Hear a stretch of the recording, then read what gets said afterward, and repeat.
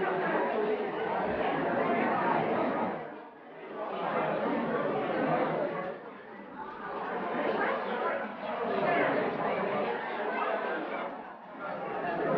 we are glad to be in Greenville. What a great turnout. Thank you all for coming. This is my favorite weekend of the year. Actually, it's probably my favorite night of the year, with being able to recognize those people that have done such great works for NAMI and for those that have and live with mental illness, and for their families, their loved ones, and all that goes into it. And to have such a good turnout here tonight, I just can't tell you how happy and proud I am to be here. We have got a great conference this week. We've got, as always, I'm always amazed at the people that we have that do volunteer work, that help in every way around our great organization statewide. And we're going to start off tonight in a little different order than you might have on your agenda. We're going to recognize someone that's been with us a couple of weeks, I guess, or maybe long. Ruth, it's been more than a couple of weeks, hasn't it? Someone that's been with NAMI long before I came with NAMI, and has just meant so much to me and my family.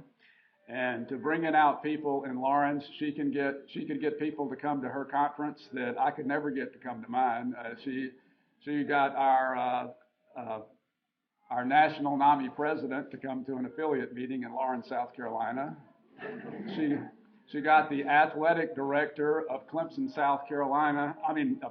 yes, Terry Don Phillips, to come speak in Lawrence, South Carolina. I mean, just on and on and on. People can't say no to Ruth, and I've been trying to get her in fundraising forever because nobody says no to Ruth. It's just amazing. But one of our board members and the person that's been leading NAMI Lawrence currently, Terry Mosteller, is going to come up and say a few words about Ruth. Hello. Most of you know Miss Ruth, as she is affectionately known. She's been in the mental health field for quite a while.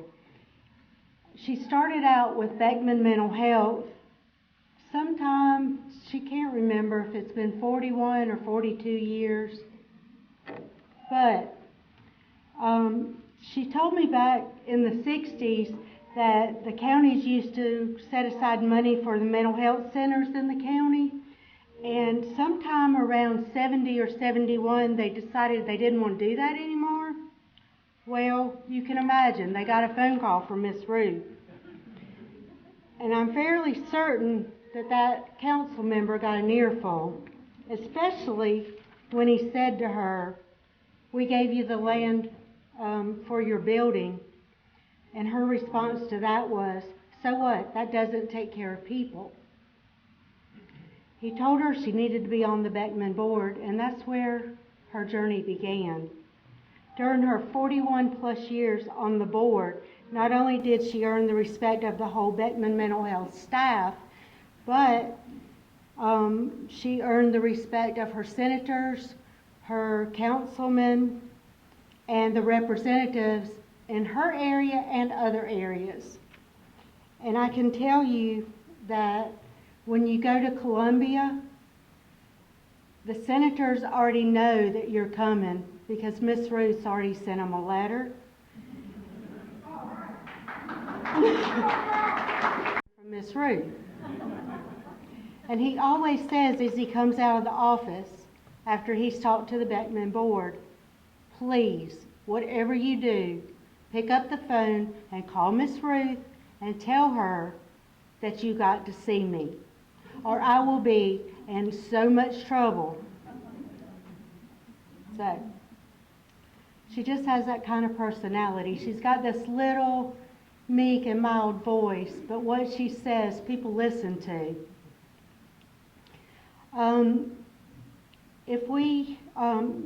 Let's see, where am I? When Miss Ruth first got involved with NAMI, I think it was around 1992, is that about right, Miss Ruth? She took the of Hope course, which is now our Family to Family course. They elected officers, they had support groups, and as Bill said, they've had some really notable speakers come in and talk to our group. The NAMI group has helped so many people in Lawrence.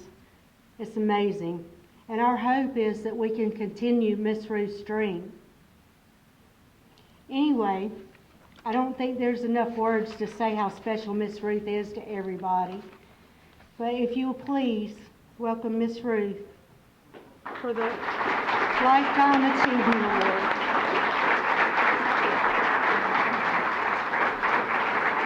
No matter what a person's faith or spiritual practices are, we all share common threads of love, mercy, and caring for others in times of need. Medication can do its part to stabilize symptoms, but it's relationship and love that heal the soul. Thank you.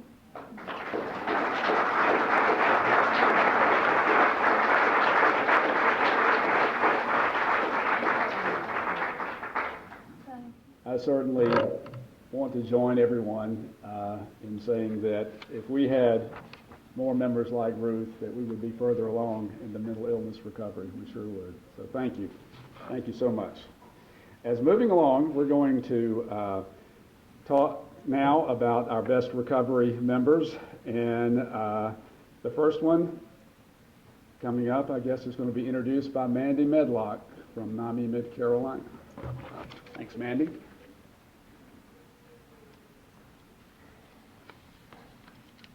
Hi, I'm Mandy Medlock. I'm the Director of Operations at NAMI Mid-Carolina, and I am honored tonight to introduce Mr. Don Miner. Don serves on the NAMI Mid-Carolina Board of Directors. He is a liaison between the program committee of our board and the Dorn VA Hospital. Don also leads connections groups and presents for the NRN Voice program at the Dorn VA.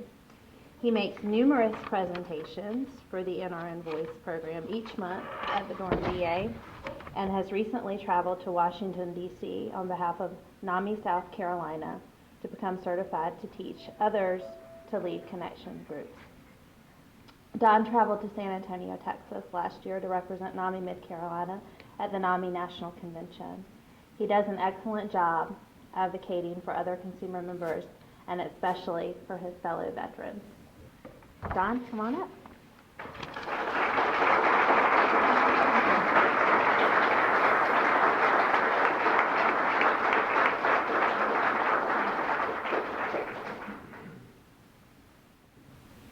I'd like to thank everybody that has helped support me and push me to do more and to try to do better.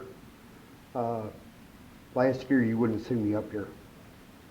I was kind of isolated, but once I got going with NAMI, I found out that there was a lot of people just like me, and that I found a lot of new friends.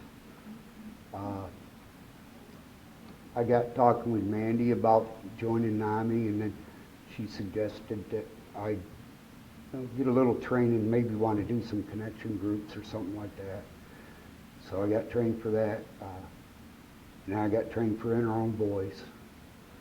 And then when a friend of mine was leaving the VA, who was the liaison, she just up and said, "Don's taking over." That's about how fast I got put in that position. Since then, I've been working with VA. I meet with the staff every other week to try to get our programs going and try to get more help for the veterans and for the other people that would like to come to it. I encourage people to come to the NAMI meetings. I drag people to them. I browbeat them. I go around and I tell them, if you don't come, I know where you live. And most of them know that I know where they live. But like I say, there's a lot of people that have supported me and pushed me to do everything I can, and I feel like I've far exceeded what I ever thought possible. And I definitely want to thank my wife for putting up with me for all these years. She's put up with me through the good times and bad, and she's also fussed at me every time I thought about giving up. She said, yeah, you go ahead and give up. Go to sleep. I don't go to sleep when she tells me that. But once again, I want to thank y'all and thank everybody for supporting me and giving me this honor. Now, and it's not on the program, but you may not hear about it tomorrow, so I thought I would do it right now. The young lady that's been helping me up here, my program director, Betsy O'Brien, has been named the National Provider Education Program Director of the Year for NAMI.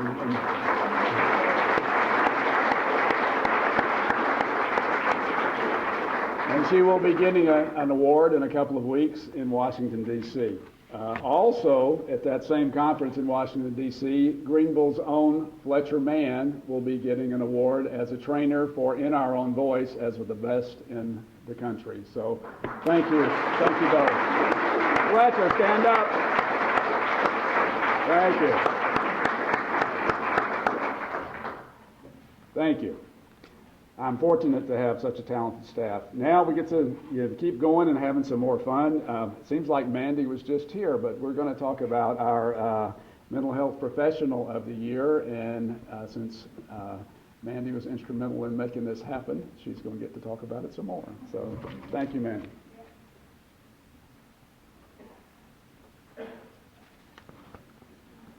I'm lucky to know so many wonderful people for over 30 years. Since NAMI Mid-Carolina shares an office with MHA, I witnessed firsthand her dedication in helping those with chronic mental illness, and she is amazing. Joy has worked for the South Carolina Department of Mental Health, the South Carolina Mental Health Partnership, and the South Carolina Housing Authority prior to her employment with MHA. She is now responsible for starting programs such as the Suicide Prevention Program, the Don't Duck Mental Health Program, and she oversees housing for 600 plus individuals with mental illness. A reflection of Joy's dedication is that on days prior to housing inspection, she will go herself to help clients clean their homes to the objection of her staff. She says, I just don't want anyone to lose their home over having a dirty toilet if I can help it. Joy is truly dedicated and goes above and beyond anyone I know for the benefit of those living with chronic and debilitating mental illness. She is my mentor. Joy?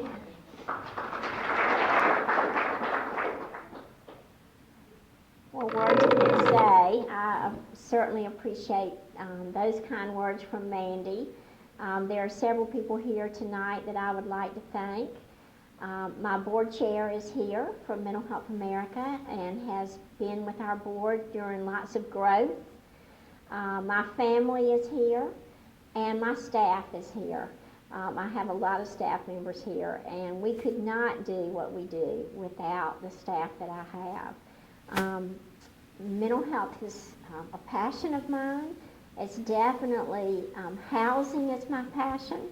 I have clean toilets and unplugged toilets and mop floors, and I'm just so proud of this group here tonight. There are so many people in this room that have reached out to Mental Health America and made us what we are. And from the bottom of my heart, I appreciate this. And I have to say to Miss Ruth that she was one of the first people that I went to an annual meeting in 1989 in her Lawrence chapter. And that chapter now has 24 houses, as she well knows, Burnside Manor, that serves 24 people in her area. And I just can't thank you enough, Mandy, for this nomination. It means so much to me, and it means so much to my staff. So thank y'all from the bottom of my heart. Thank you.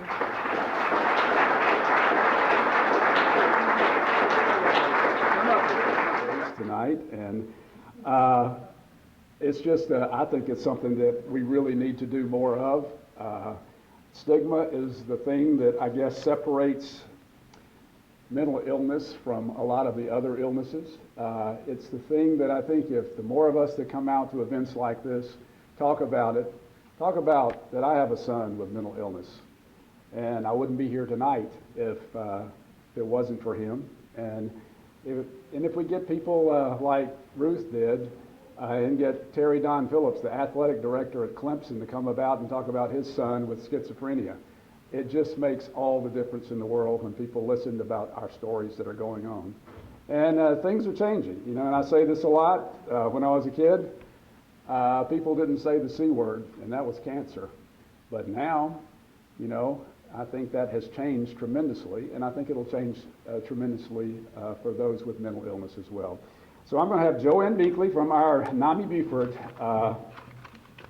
affiliate come on up, and she's got a couple of awards to give, so she can do them both while she's up here, I think. One at a time. Thank you.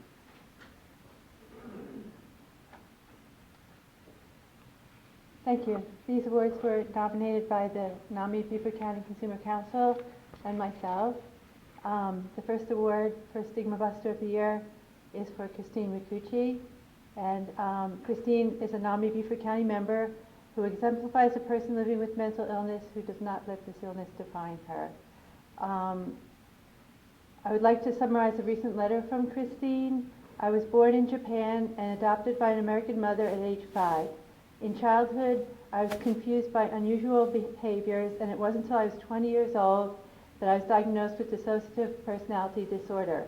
With the help of a therapist, I integrated my personalities into who I am today, and that's a very special young lady. I've always felt an affinity to others who experience mental or physical challenges, even in high school. I have worked to break the stigma of mental illness for over 12 years. I am proud of obtaining a dual degree in cosmology business, and am active in raising funds for other troops as well as for our troops as well as NAMI Beaufort County. I work full-time at Walgreens and have won numerous awards for excellent service. Over the last 4 years, I volunteered my time with a mental health organization, Island House. I have raised funds totaling $835 for Island House, which is a morning program for mental health consumers given by Mental Health America, with permission and help from Walgreens. I have also provided hair and nail salon services for consumers at Island House, along with numerous donations of hygiene products. I was captain of the Low Country Walgreens NAMI Walk team and raised over $2,000 for the NAMI Beaufort County Walk in both 2012 and 2013. I have tried to break the stigma of mental illness by telling people my own experiences, and let's see, I guess she's done a lot. She's done a lot to break stigma of mental illness. She talks to customers in Walgreens when they come in. She tells them all about NAMI. She raises money. She's just a very special young lady, Christine Micucci.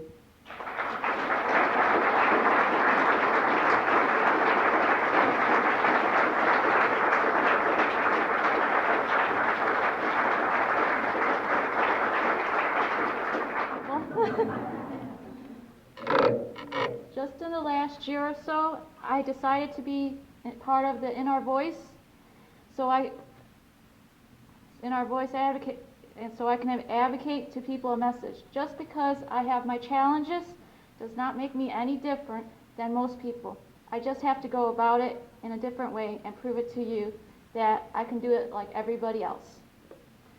And I want to thank the NAMI South Carolina for giving me the opportunity to win this honorable award. And if it wasn't for my Mom, please come up here.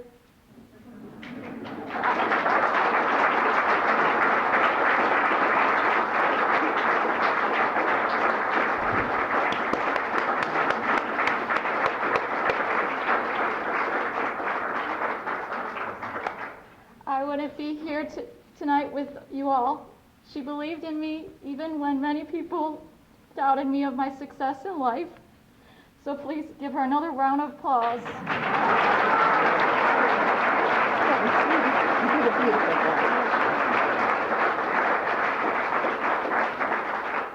I then want to take the time to show my award and show appreciations to my family and my close friends and my medical team, Dr. Rankin, Dr. Johnson, and Pat Thrasher. And last but not least, my NAMI chapter for giving me the courage to make a difference in all your lives. Thank you.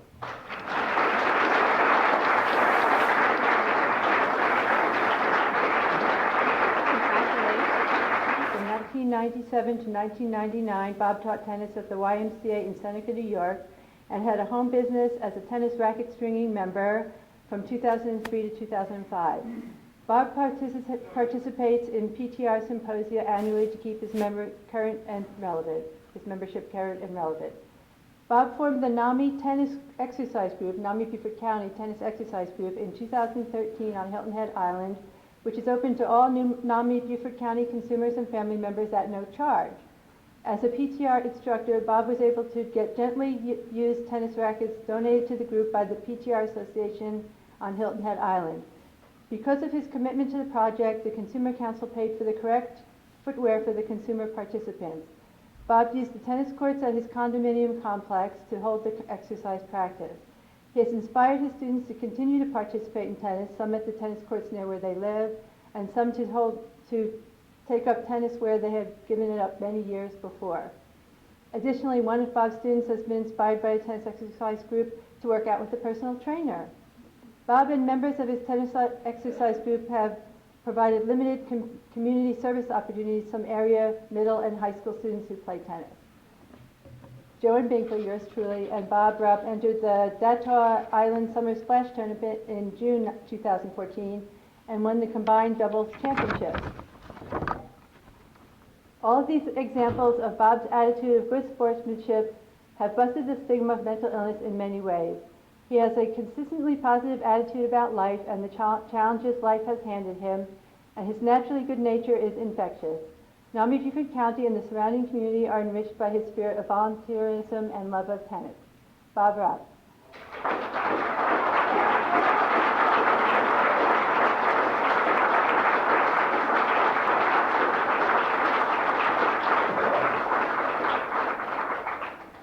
Thank you, everybody. Before I take this award, how this all started was we were sitting around watching a bogey movie, and my dad said, "Why don't we get tennis going in the NAMI?" I said, "Dad, I'll do it if you organize it." So he called Joanne, and before we knew it, we were on the court. We've kind of diminished in our number. Some people have obligations. One guy got injured, which was terrible, but we cared for him, and he's all right. But we have 2 left now, and we're hoping to get more. We've been going for a year and a half now, and we're going to keep it going as long as we can. We will work out for an hour. We're going to go into time change and probably change our time and keep it going this next year. And I wanted to thank everybody for giving me this award. And I have to give it to my dad, but he won't take it, so I'm gonna get stuck with it.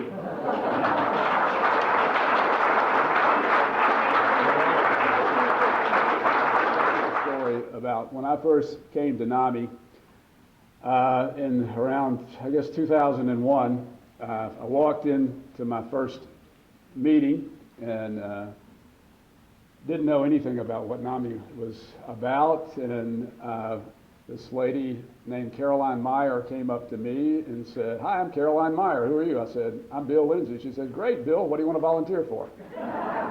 So NAMI is an organization that we try to get people to volunteer because that's how we're mostly a volunteer organization. And I'm sure I wouldn't be here right now if I hadn't been asked to volunteer all those years ago. So, with that being said, we've got a couple of awards here, but different people are going to give them out. Joanne Monendevich is going to give out the first one. She's from the NAMI Charleston area.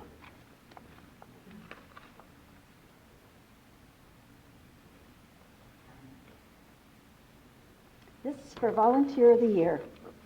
Mary Ann Gallagher was awarded the Best Recovery Member 2 years ago at this state conference.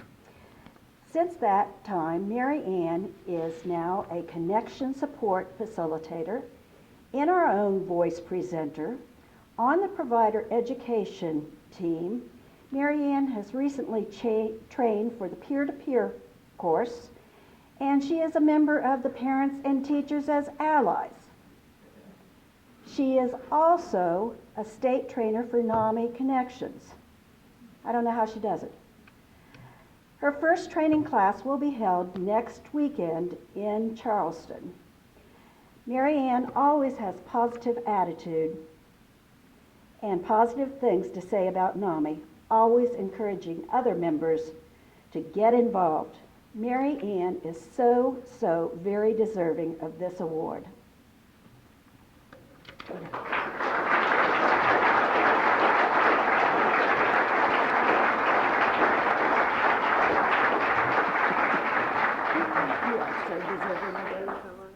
You're so deserving.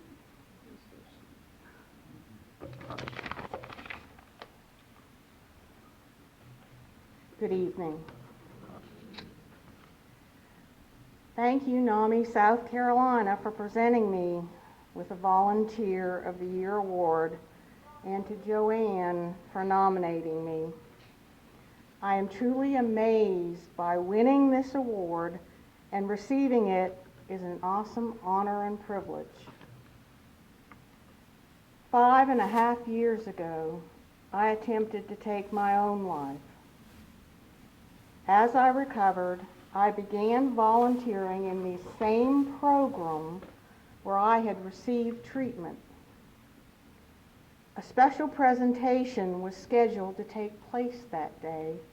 It was called In Our Own Voice by an organization called NAMI. I was just floored. I couldn't believe what I was hearing.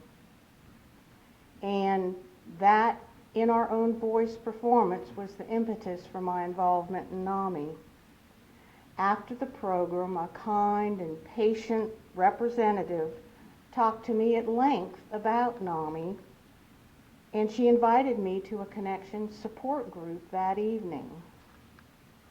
Later, to my surprise, she greeted me at the door, escorted me to my seat, and then proceeded to facilitate the support group.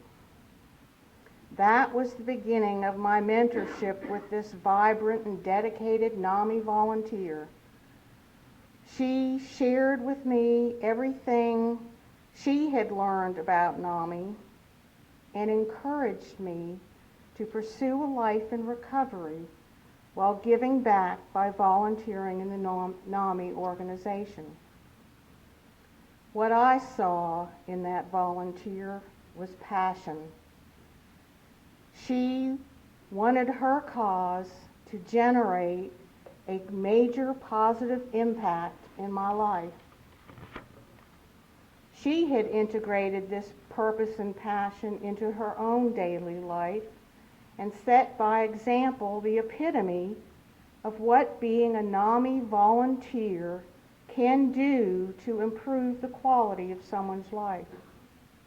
She was a constant champion of always finding a way to spread the word that recovery from mental illness was a reality. She always thought less about what she could get from the experience and more about what she could do to advance NAMI. Her enthusiasm was evident in the amount of effort and energy she put forth. She was always determined to put the NAMI values and beliefs into action with a view of improving the quality of a person's life with mental illness. This exceptional volunteer, mentor, and friend was Yancey Watts. The Volunteer of the Year Award is such an exceptional honor because it validates not only for me, but for everyone else who volunteers their time and effort, that they will be helping those who live with mental illness.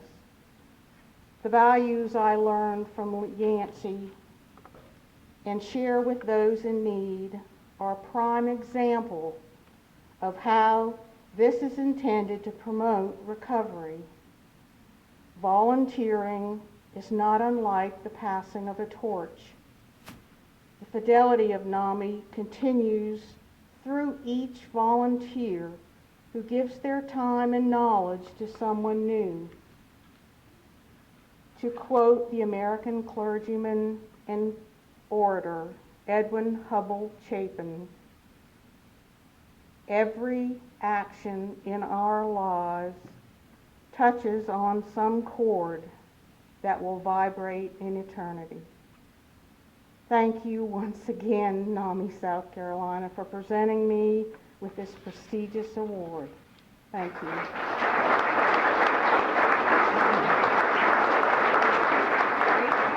And something that we are doing this weekend, and it just comes to light that as Mary Ann spoke about it, we are doing our conference in commemoration and memory of Yancey Wise. For those of you that knew her, we're actually doing, one of our board members, Jane Simpson, is going to be doing a presentation tomorrow at lunch about Yancey, and I've had the privilege of knowing Yancey ever since I've been in this organization, and what a tremendous person she is and was for NAMI and the people that she inspired. It's just amazing. I had the, privilege of going to her memorial service in Mount Pleasant a couple of weeks ago, and it was standing room only. And I think that says just so much about her depth of friendship for someone that suffered with a mental illness as she did. But we're truly indebted to Yancey for her mark on our NAMI state organization as well as NAMI Charleston. Continuing on our Volunteers of the Year, Mandy, is this right? Are you coming? Mandy, you coming up here again? Sorry. Something's wrong here. Sorry, everybody, it's me again.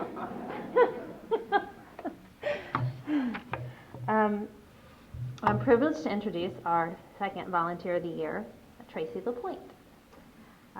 When I was approaching my first NAMI walk, I asked Tracy to be my walk day manager, and she accepted, and little did I know what a find I had made. For the past 3 years, Tracy has served as walk day coordinator for the NAMI Mid-Carolina NAMI Walk. She has been a tremendous help, as this is a tremendous task. We meet at a minimum of once a month beginning in September prior to our spring walk. There are constant email communications for planning purposes and phone calls. Tracy is in charge of volunteer recruitment for the walk day. She organizes where everything will be placed on walk day, from water to registration and everything in between. All walk day questions and problems pass through her. Her job was magnified this year in that she was the liaison between NAMI Mid-Carolina and the Department of Mental Health to ensure a smooth event at the Bull Street campus. Tracy has been a dedicated volunteer for 3 years in this capacity, helping NAMI Mid-Carolina host crowds in excess of 2,700 and raise over $225,000. Tracy?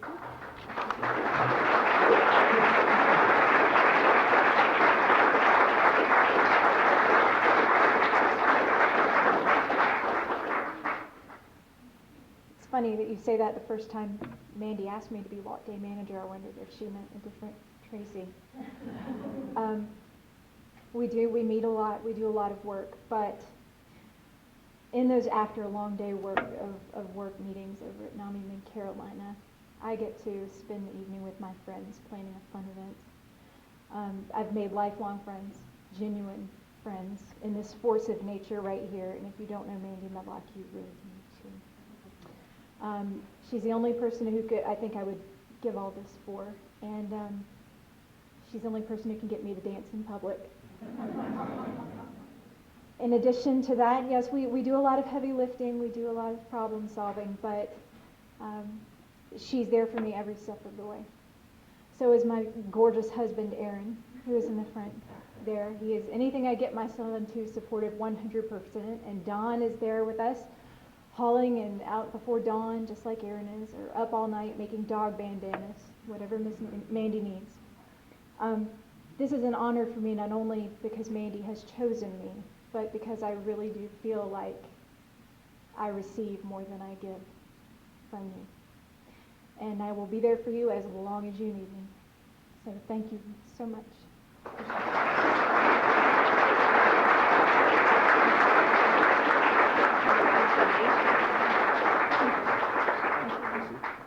Stay up here for a second. Oh, no. Just want to, for those of you that missed it, we had, and put on by Joy and Mandy and several folks at the Department of Mental Health, a celebration of the Bull Street property back in the spring. And Tracy gave one of the most delightful, unbelievable talks that I have ever heard about the history of the Bull Street property, and in particular, a particular individual and family that she helped there. And I just have a whole new respect for you after hearing that. I always respected you, but it was just amazing. Thank you. Thank you. Thanks. And any confidence I have is for you. Thank you.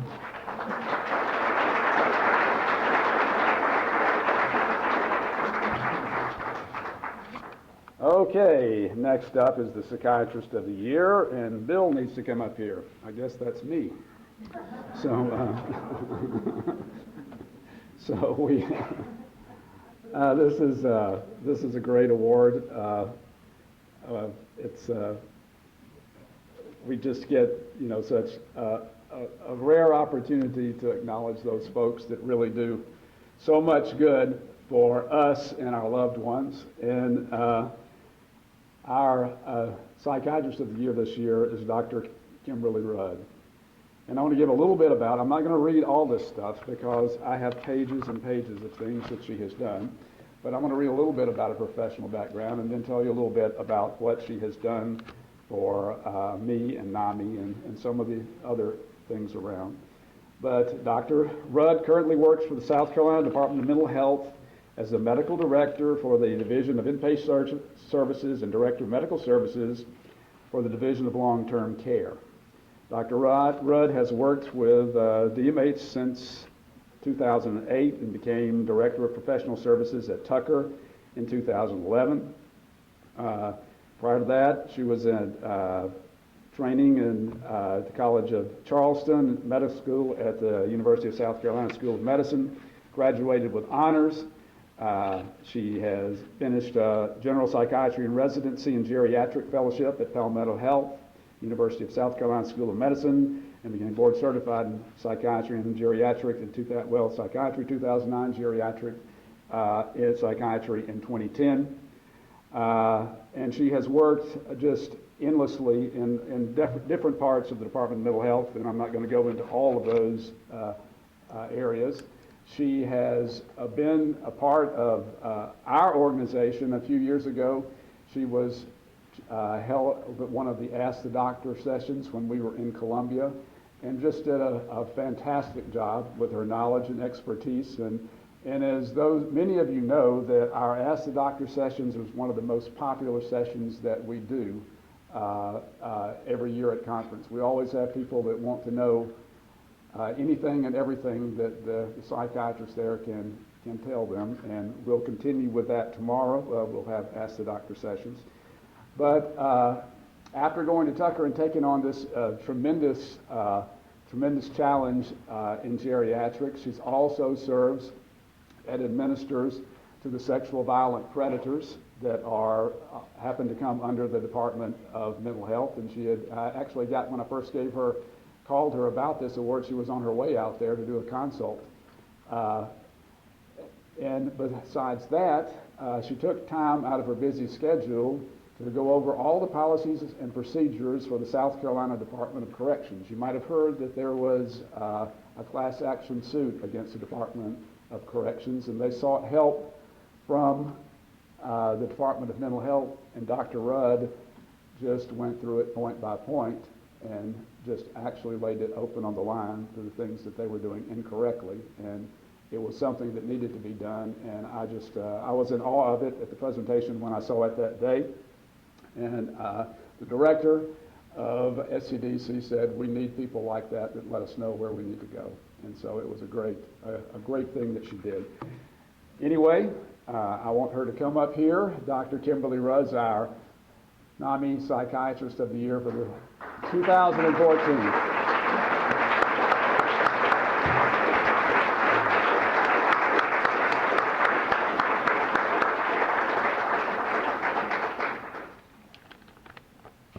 I'm honored to receive the NAMI South Carolina Psychiatrist of the Year. It is a true honor for me. I would like to thank NAMI South Carolina and Mr. Lindsay for this award.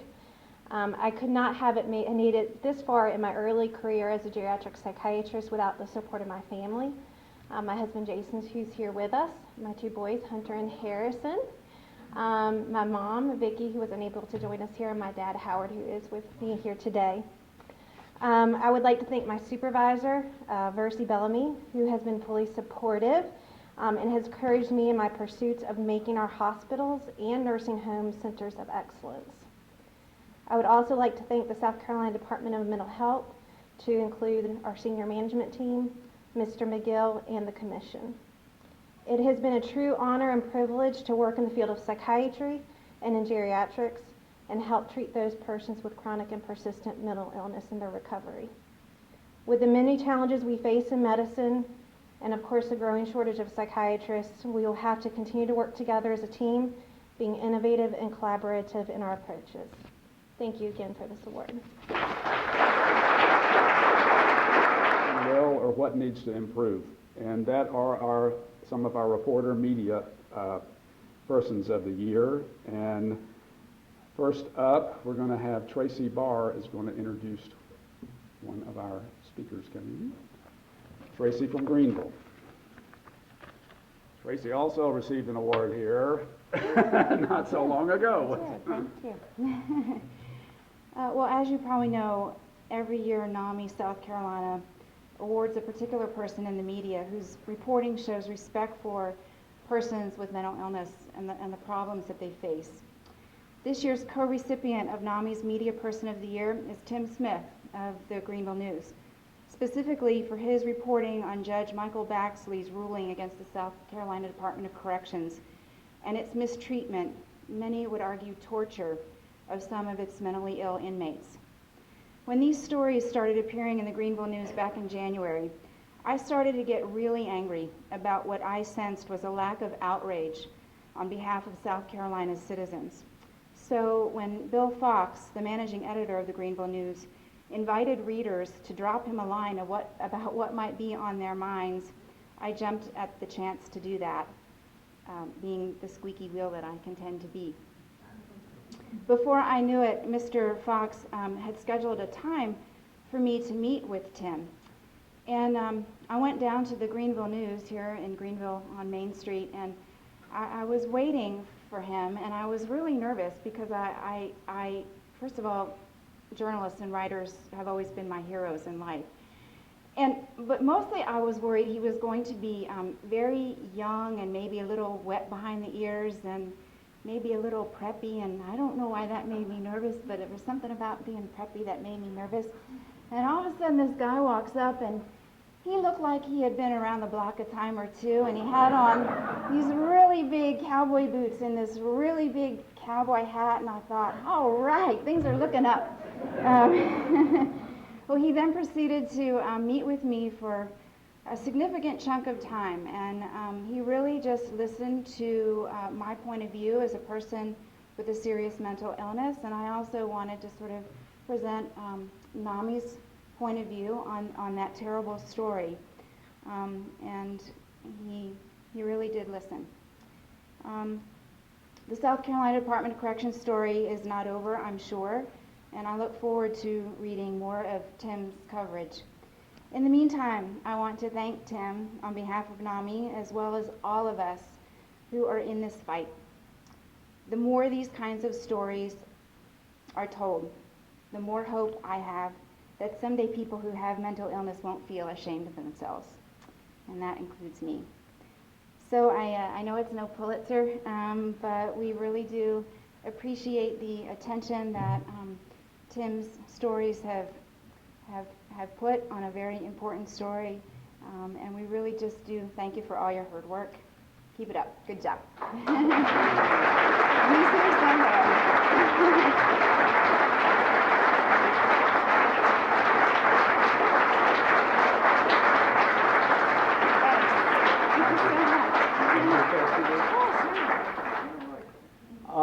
Thank you very much, Tracy, for those kind words.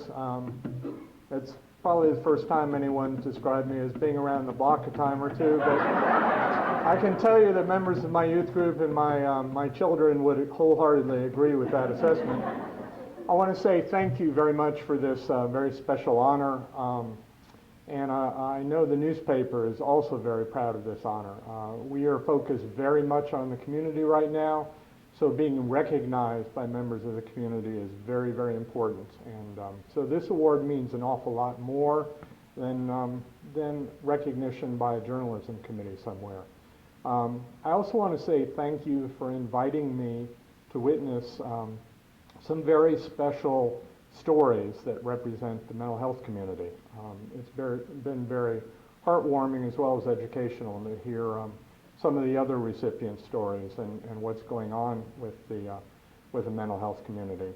I also want to say, as Tracy alluded to, that this is a very important issue. It's obviously not a new one. It reached some boiling points this year in Columbia, but it's one that we'll continue to watch and that I will continue to cover, especially as the legislature returns next year. So thank you again for thinking about us, and we will continue to be watching this issue and the mental health community. Thank you very much.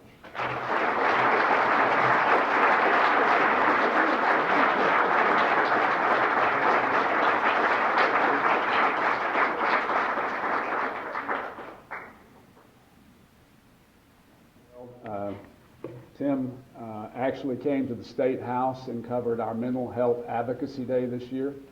I think that was just great. We got great coverage. The Greenville News and Tim have just done an outstanding job on so many issues.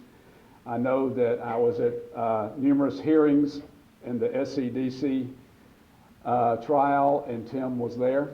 It's just wonderful that he's put his heart and soul into an issue that is that just really needs to be addressed and help our folks that end up incarcerated, that maybe if they had gotten the treatment that they deserved up front, this wouldn't have happened to. So Tim, thank you for your hard work in uncovering and continuing to uncover those stories. In my haste to get to dessert, it looks like I skipped a person, and I apologize for that. Skipped one of our most important people, one of our best recovery members of the year. So Mary Ann Gallagher, could you come up and do that one for me? Thank you. Their commitment to being an example to others who are in the recovery process. This year's recipient, Maria Beth Smith, has demonstrated to others her unfailing dedication to the recovery process in spite of great personal adversity in her life. She leads weekly and monthly connections support groups. She presents the In Our Own Voice program effectively and effortlessly, and she is trained as a basics teacher.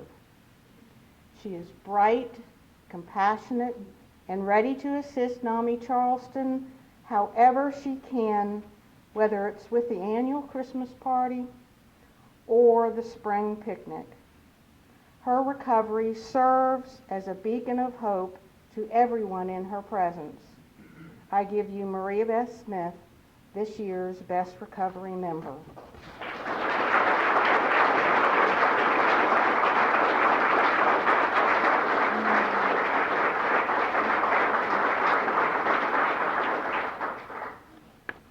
Wow, there's a lot of you.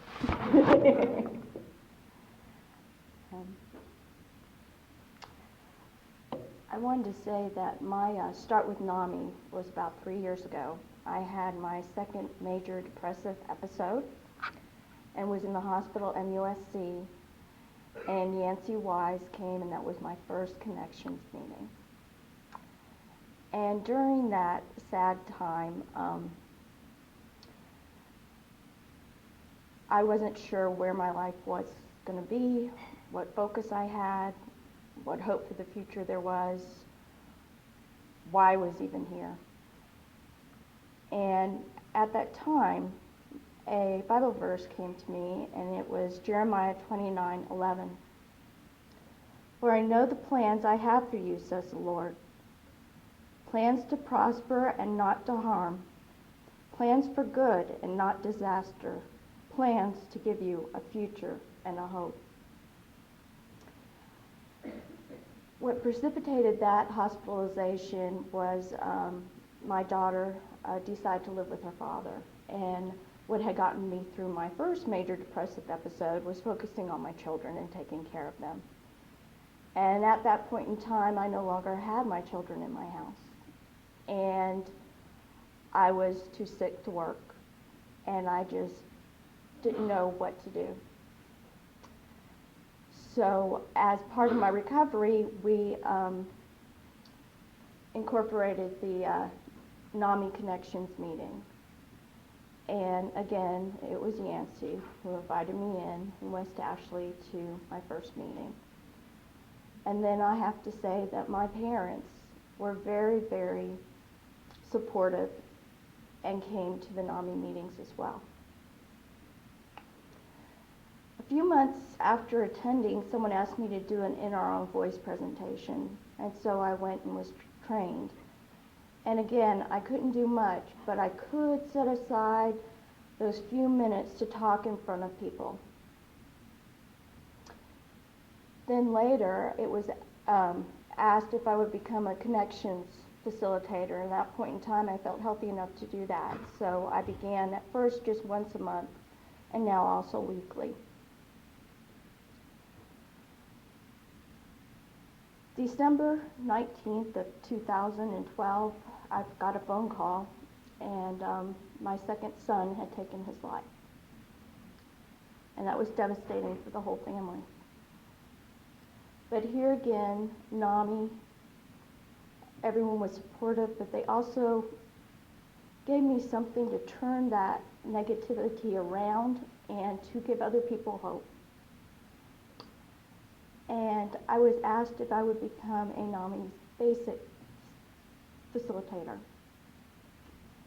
And the information in there for parents of children with mental illness just is unbelievable. And here again, I feel like NAMI's given more to me. I have purpose. And I have an extended family.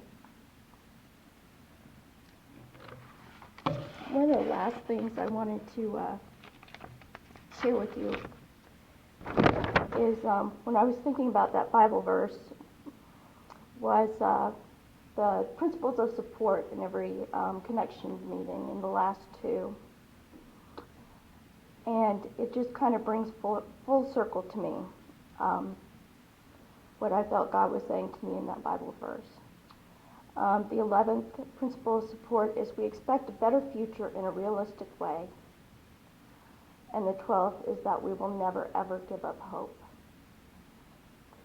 And I hope that I extend to others that there is hope despite whatever they're going through.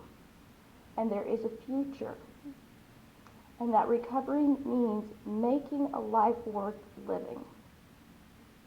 Thank you. Thank you.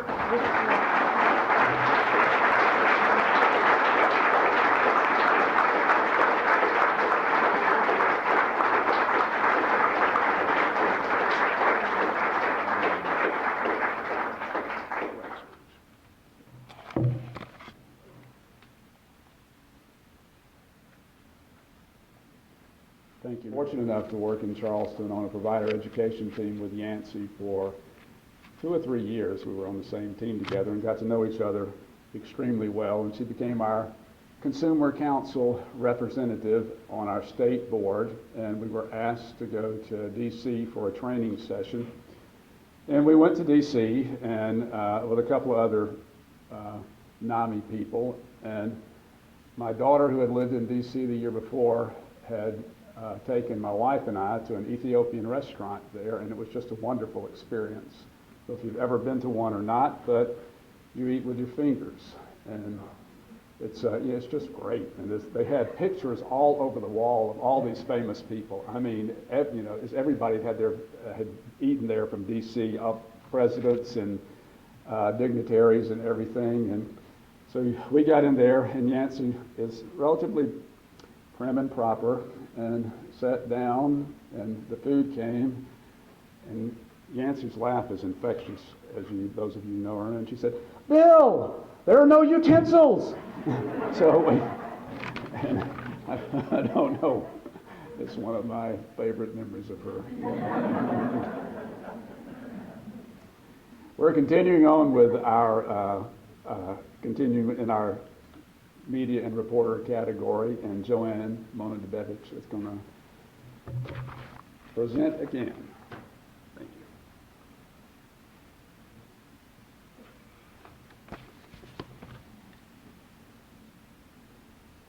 I nominated Glenn Smith, who writes for the Post and Courier. My reasoning for doing this was a couple of articles that he had written for the Post and Courier. One of the articles is called Journey Out of Solitary, and it is a story of Randy Poindexter, who is from North Charleston and has moved back to North Charleston after being in prison. He has bipolar disorder. But Randy was kept in solitary confinement for almost 16 years, 23 hours at a stretch, which only brought on more paranoia, more depression, more hallucinations, and more self-mutilation. It was a very well-written article, factual, and a factual account of life in prison for the mentally ill. In April of 2014, Glenn Smith also co-wrote an article for the same newspaper named Mentally Ill, in Prison and Locked Away. Many thanks to Glenn Smith for writing these stories and making us aware of the deplorable conditions in prison, and particularly for our mentally ill community. Glenn could not be here tonight, so I'm going to accept the award on his behalf.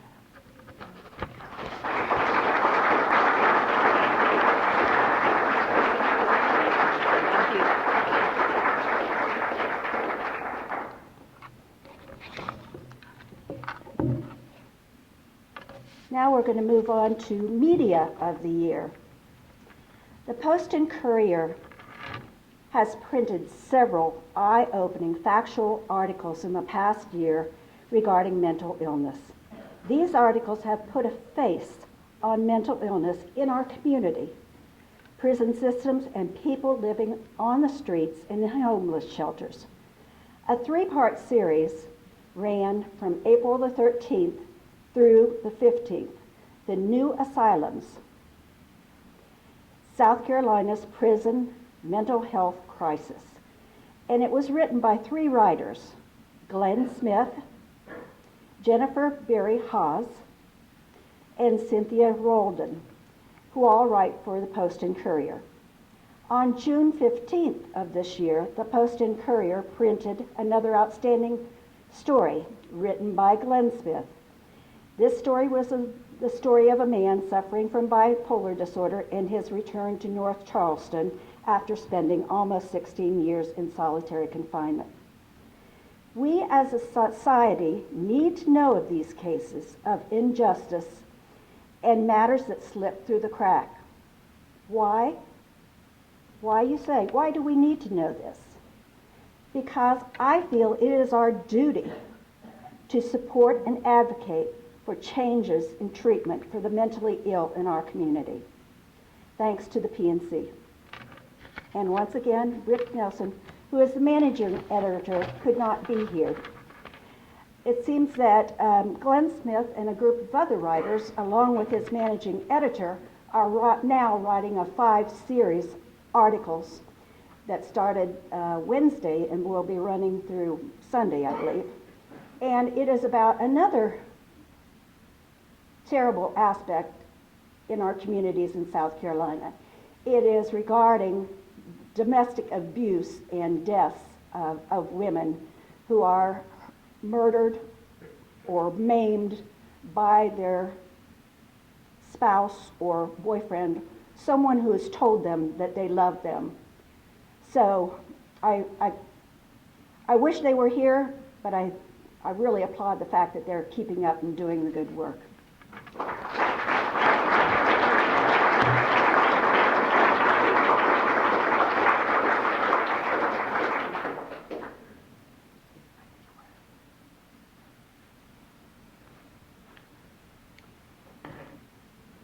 Thank you, Joanne.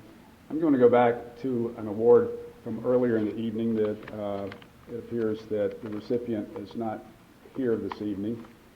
And I actually told her that she didn't have to be here tonight because she received this award that was nominated by NAMI South Carolina earlier in the year, but we just wanted to give her the recognition that she deserves.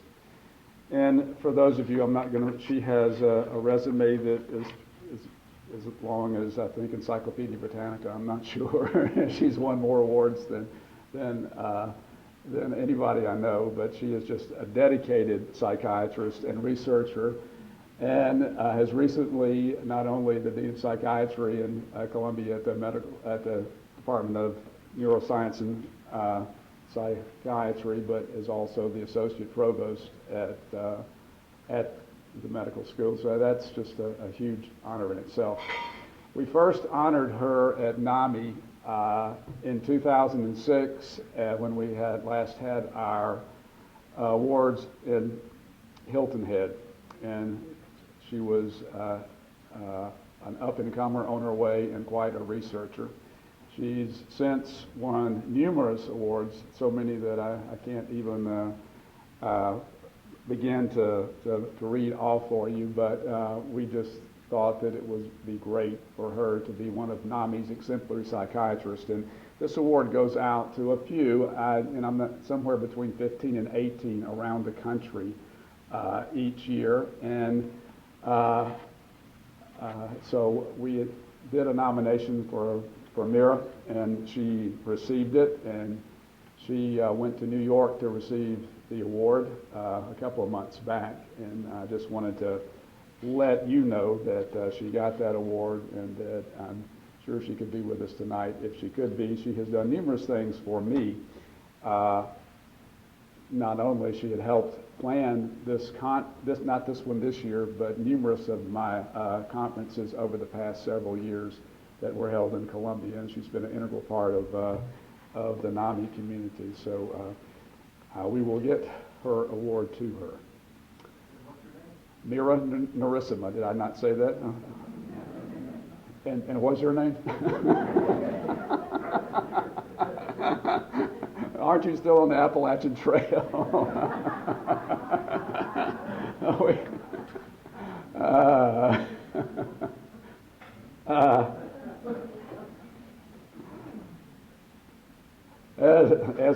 As we proceed, if I can regain my focus. At this point of the evening, we're going to present our Solid Gold Member of the Year, and I would ask Linda Hayes to come forward. Are you going to require somebody else's assistance up here, Linda? I will in a minute. All right, I'll let you decide when that is. All right, it's my honor to recommend these folks for a Solid Gold Member of the Year award. Solid Gold Member of the Year award goes to a person or persons who, like gold, represents great lasting value, durable over time, and precious to others. NAMI members and volunteers have a zeal and unselfish dedication to make the lives of our loved ones and ourselves better. We take the difficult times and try our best to turn them into something positive for others. We come out of isolation and grief to tell our stories so others will know that they are not alone. We want others to understand that mental illness is a real illness that deserves attention, resources, research, and help. We want the world to know that our loved ones have wonderful intellect, humor, compassion, and potential. At times these talents and potential are imprisoned by a difficult illness acquired through no fault of their own. One family that has taken tragedy in their lives and turned it into life-saving information are Lynn and Mary and Terry. Could you come get your award?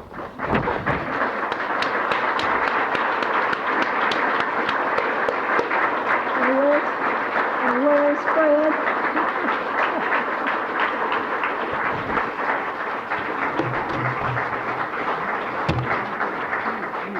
Lynn called me at 4 o'clock today. I wanted this to be a surprise. See all her family back there?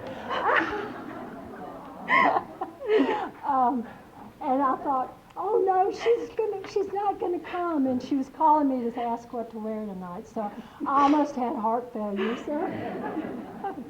And Fred Riddle would like to tell you what Lynn and Marion's story has meant to CIT. At least I'm going to give you this. We started CIT back in 2004.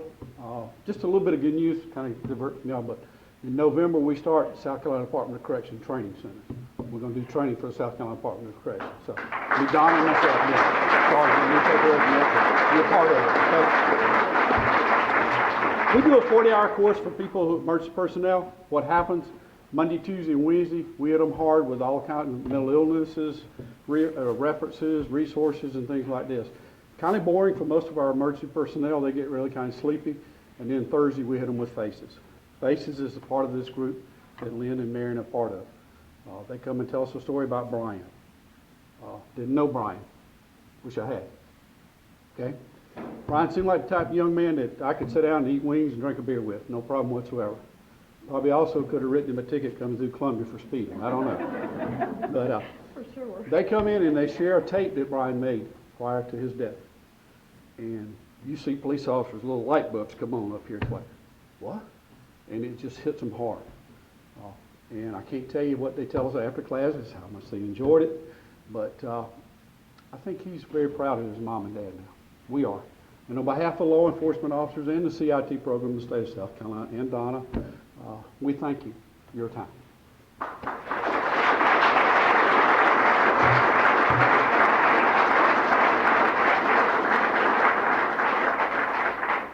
This is absolutely incredible. Our daughter lied to us today.